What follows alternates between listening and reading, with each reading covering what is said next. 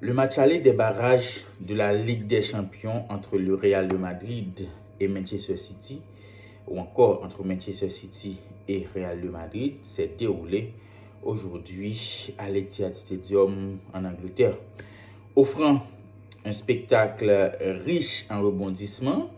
Le Real de Madrid a arraché une victoire spectaculaire 3-2 dans les dernières secondes de la rencontre, dans les dernières minutes de la rencontre. Il faut dire que le Real de Madrid a démarré le match pratiquement meilleur comparativement à la formation de Manchester City, bien que le Real de Madrid était en déplacement.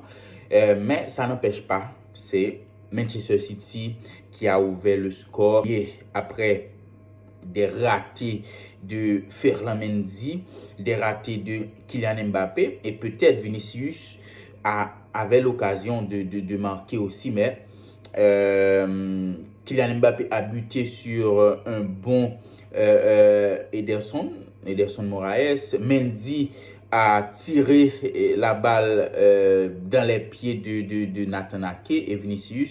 Malheureusement, il y avait hors-jeu sur l'action et le Real de Madrid n'arrivait pas vraiment à marquer.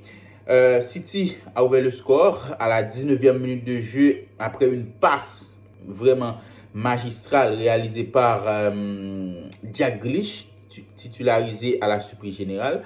À la 19e minute, Erling Haaland a ouvert le score après pratiquement une action collective entre Jack Grealish et Josko Vadjol, le Croate. La première mi-temps a terminé sur le score de 1-0, but marqué par Haaland. Et au retour des vestiaires, il y a des ajustements dans les deux camps, puisque Real de Madrid a besoin d'égaliser, pourquoi pas de mener.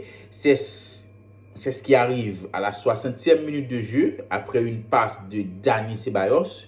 Kylian Mbappé a égalisé pour le Real de Madrid.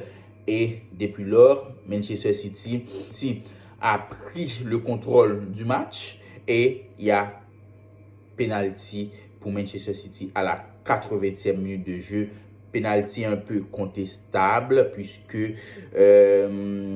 Phil Foden a croisé pratiquement avec Dani Ceballos par la suite, qui allait remplacer et pratiquement dans le match par Luka Modric. Penalty que Erling Haaland a transformé sans vraiment surprise à la 80e minute de jeu. Et le Real de Madrid, encore une fois, court derrière l'égalisation. C'est ce qui va arriver. Mais d'abord, il faut dire que Brahim Diaz a monté dans le match à la place de Rodrigo de Goetz. Et c'est Brahim Diaz qui va égaliser pour le Real de Madrid. On peut dire que c'est un retour du Real de Madrid de la part de Brahim Diaz qui profite ou encore qui a profité d'un rebond après une parade d'Ederson dans les arrêts de jeu et Jude Bellingham a scellé le score du match, a scellé le score des Madrilènes 3-2. Le Real de Madrid gagne à la dernière minute contre Manchester City.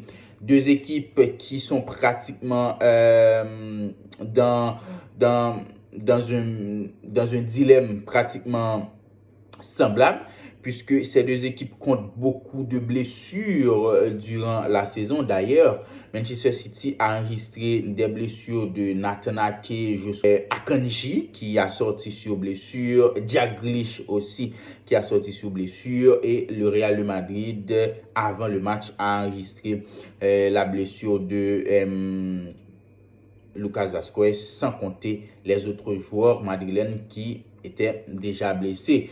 On peut dire que cette rencontre a marqué par une intensité exceptionnelle et des retournements de situation spectaculaires, bien sûr, de la part du Real de Madrid, puisque le Real de Madrid a